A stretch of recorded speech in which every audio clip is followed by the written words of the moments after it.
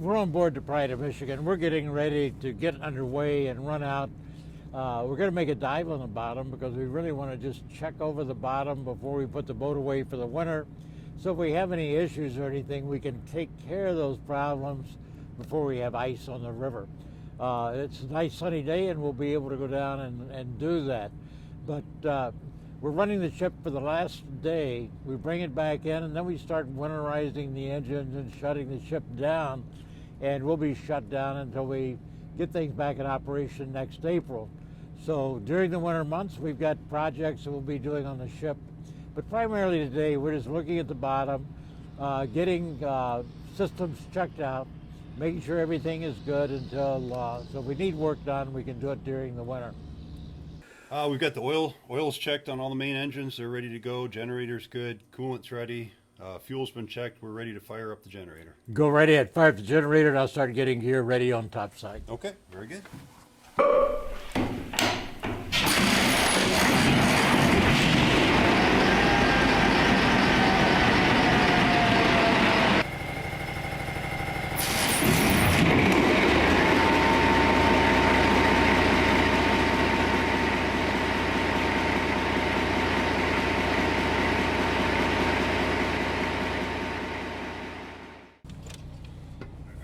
Taking line 3.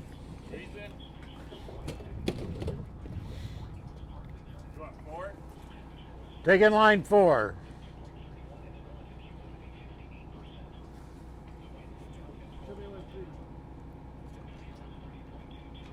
You might use a boat hook to push the boat away. There you go. Well, we got this ship in 1989. So from 1989 up to here, we've been with this ship 37 years, 37 years.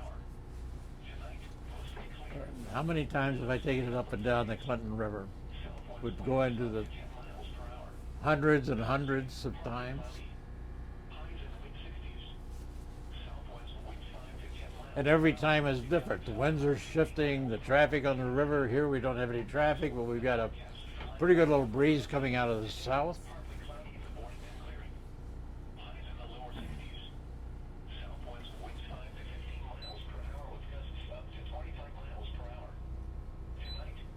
Different today because we're taking the ship out with just a very minimum crew, and these are all the adults that are working with me during the summertime. But normally you'd have a cadet on the helm, you'd have a cadet running the lee helm, which is the instruments next to me. You'd have a cadet doing navigation. So the whole ship would be busy with cadets doing things that are necessary on regular ships for getting underway. So there's not any training anywhere in the country that equals what we're doing for these young people, to where they're actually doing all the operations that any ship would be running, regardless of size, out on the Great Lakes.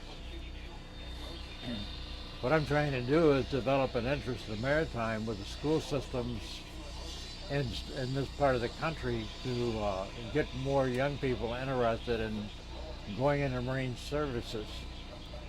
You know, someone with a license can work on a ship and make close to $200,000 a year, working only about 7-8 months out of the season.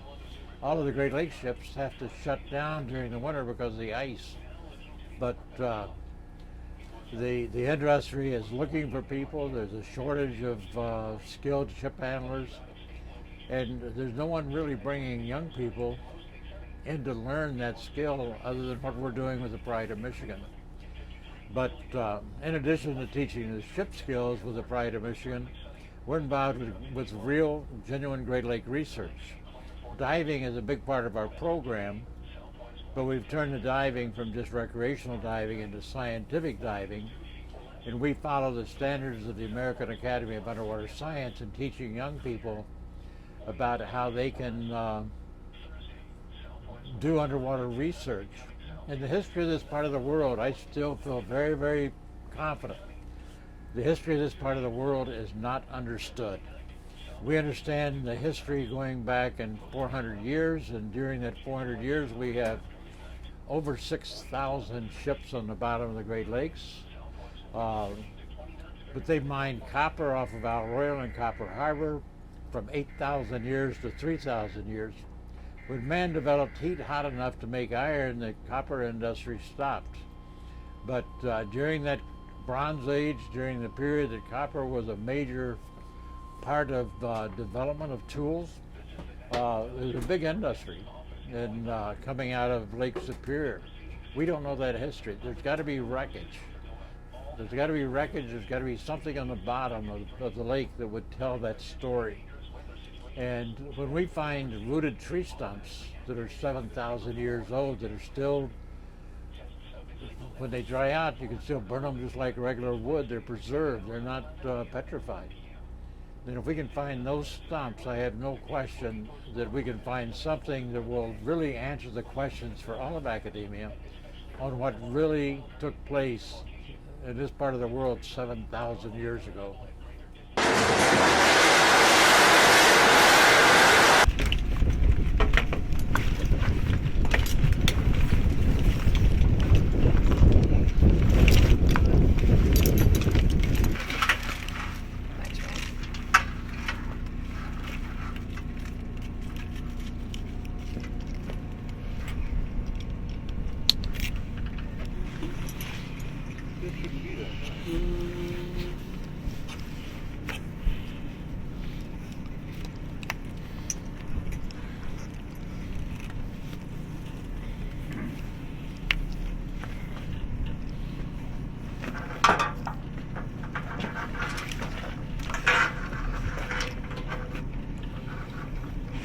Okay, who we got checking air or making sure that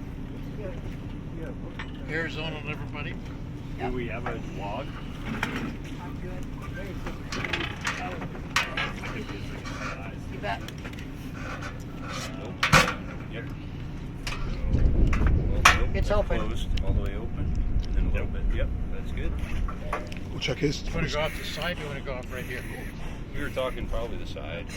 Probably safer. Yeah. Get that cold shock initial. Oh, you gotta twist it here. Good.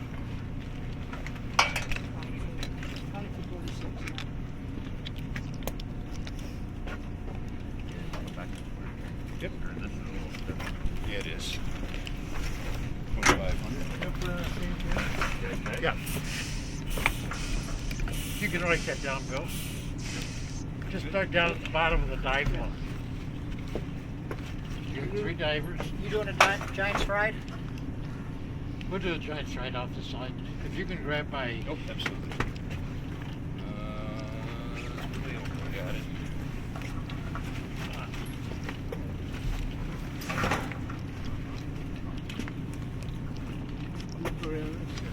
Over your weight belt.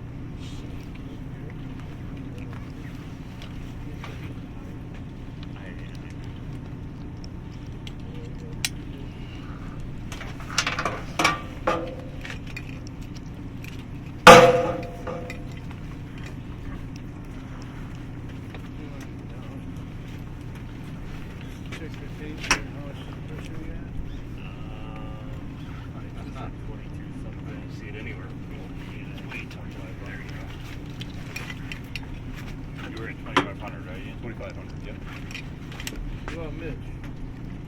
But you were like 22 something. 2250. 2250.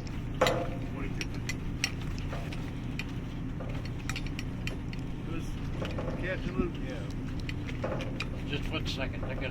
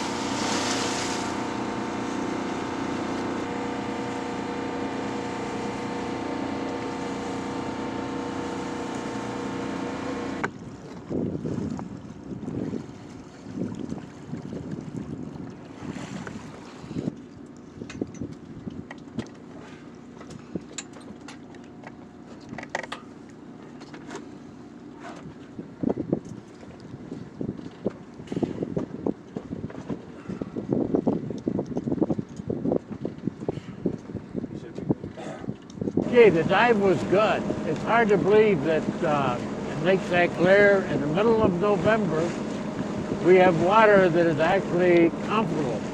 I'm sitting out here on the back of the ship going back into the dock after having checked the bottom. But middle of November in Michigan on Lake St. Clair, and I'm sitting here with a sweatshirt perfectly comfortable. People are going to Florida, people are going all over the world. They don't realize what we've got right here in our backyard. The dive was a great dive. It gave us the opportunity to take a look at the bottom of the boat before we put the boat away for the winter and check to make sure that everything was in good shape. Visibility was good, the water was clear. We were able to do really a good inspection of the bottom and feel very comfortable about starting the winterization process for shutting the boat down for another season. We've done this hundreds of times. Every year before we put the boat away, we want to make sure that everything is ready. The adventure will be to put together a crew, get everything ready so that we can start off next summer looking for the ancient ruins of the Great Lakes, and look for the history of the Great Lakes, where that part of our history we do not understand, and hopefully it's a needle in a haystack, but hopefully we can help put together that story on what this world was like 8,000 years ago.